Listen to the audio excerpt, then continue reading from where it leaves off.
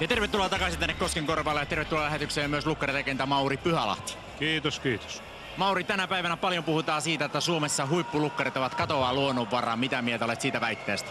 No joo, nyt on tällä kaudella on vähän tapahtunut sellaista, että hyvätkin lukkarit on tullut vähän vaikeuksia, mutta onneksi on nuota vielä, jotka on pari vuotta sitten lopettanut, niin on tullut remmiin ja onnistuvat näköjään hyvin.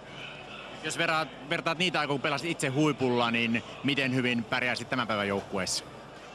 No kyllä mielestäni kauttaaltaan ennen lukkaritaso oli vähän korkeampi, mutta nythän on erittäin hyviä ja sitten tasoero on tänä päivänä eri lukkareilla vähän suurempi kuin ennen.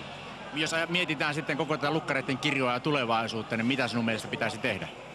No kyllä tietysti täytyy ensin nuorten pelaajien päättää, että mä alkaa lukkariksi ja sitä kautta, että siinä on nyt tilaa kuitenkin lukkareille.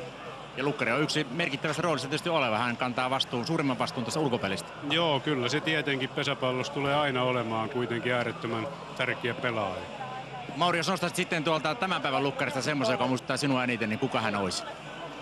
No aika vaikea yhtäkkiä. Tietysti aina tulee enemmän katsottua noita vasenkätisiä ja tämä lähde, joka Koskenkorvalla on nyt ollut lukkarina, niin siinä on värkit paljon kovemmat, mitä mulla oli koskaan.